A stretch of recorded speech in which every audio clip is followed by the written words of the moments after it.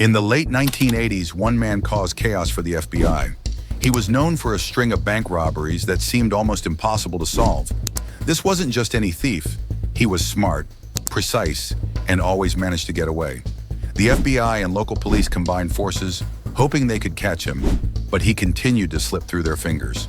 The media called him the Ghost, a man who left no clues behind. Over 8 years, the Ghost robbed 48 banks in 18 cities from California to Texas. Each time, he left without a trace. No fingerprints, no witnesses, nothing. To the authorities, he was like a shadow that moved from bank to bank, stealing money without making mistakes. But even the best criminals can mess up, and the FBI was waiting for just one slip.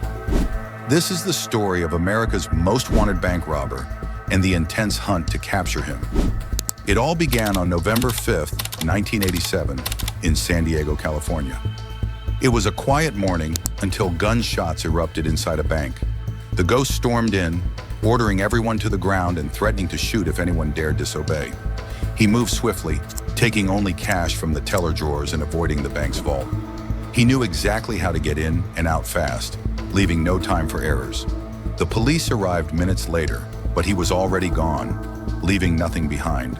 No fingerprints, no evidence, not even a clear image from the security cameras. Special Agent Jack Kelly was assigned to the case. Kelly realized right away that this was no ordinary criminal. The Ghost didn't just rob banks. He took control of every situation, creating fear and making it clear that he meant business.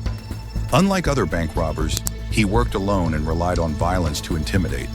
His style was so unique and aggressive that it shook up both the FBI and the local police. Kelly knew this case would be a difficult one to solve. After investigating, Kelly found something even more alarming. This robbery wasn't the first time the Ghost had struck.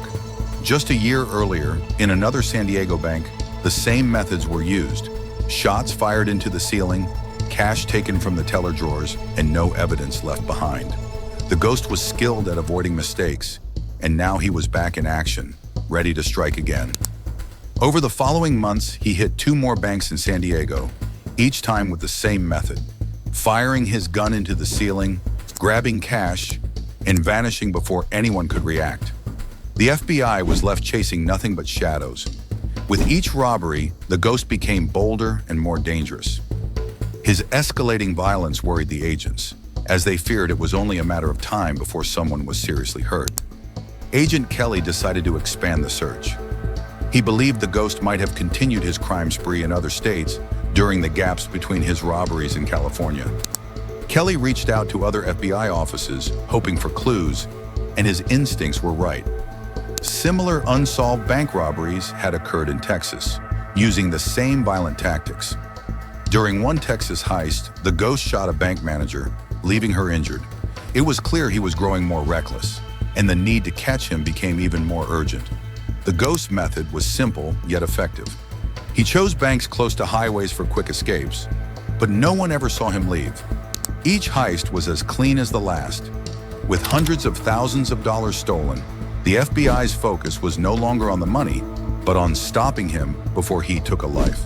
By 1989, the Ghost had struck 14 times, leaving behind only fear and confusion. The FBI tried everything to catch him. They sent out his photos to costume shops, thinking he might have used disguises, but no leads surfaced. They analyzed his patterns, noting that he often robbed banks on Mondays and Fridays, and kept returning to certain banking chains. However, with so many branches and limited manpower, predicting his next move was impossible. Eventually, a lucky break came when a casino recognized his photo, thinking he might be laundering money there.